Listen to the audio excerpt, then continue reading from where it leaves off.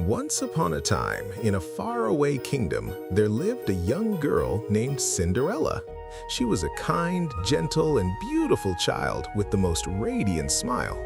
Cinderella had a heart full of love, but unfortunately, fate hadn't been kind to Cinderella.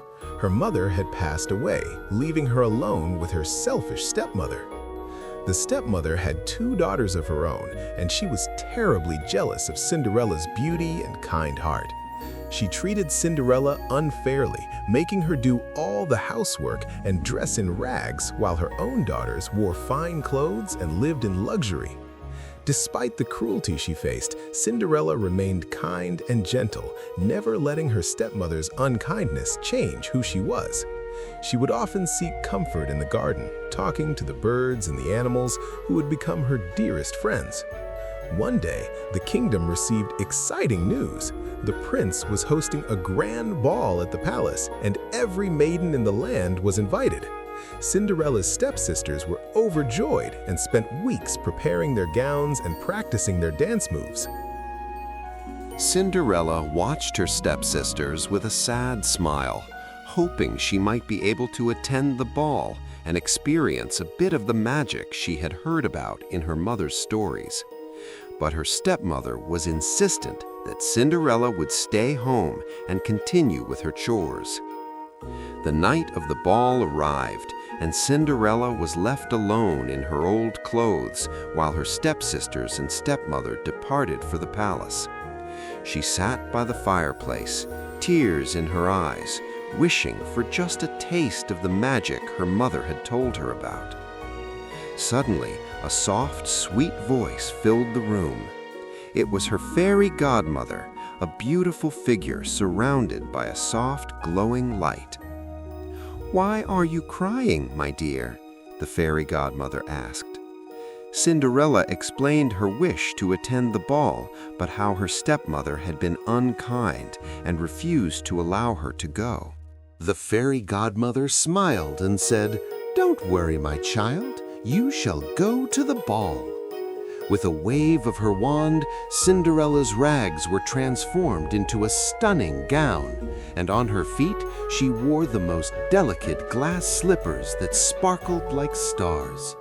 Her fairy godmother turned a pumpkin into a magnificent carriage and mice into beautiful horses, so Cinderella could travel to the palace in style. Before she left, the fairy godmother gave Cinderella a piece of advice. "Remember, my dear, the magic will only last until midnight. When the clock strikes 12, you must leave the palace and return home." Cinderella thanked her fairy godmother and climbed into the magical carriage. As she arrived at the palace, she felt like a princess, her heart dancing with joy. The moment Cinderella entered the ballroom, the entire room fell silent. The prince, charmed by her beauty, approached her, and they danced together like a dream. Cinderella was the happiest she had ever been. But as the hours flew by, she suddenly heard the bells of the palace clock. The first stroke of midnight sent a shiver down her spine. She remembered her fairy godmother's warning and knew she must leave. Cinderella hurriedly said goodbye to the prince and fled from the palace. As she ran down the grand staircase, one of her glass slippers slipped off her foot.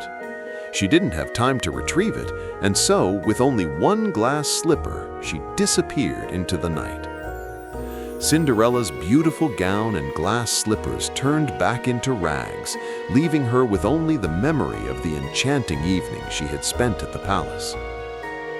The next day, the prince was determined to find the owner of the glass slipper.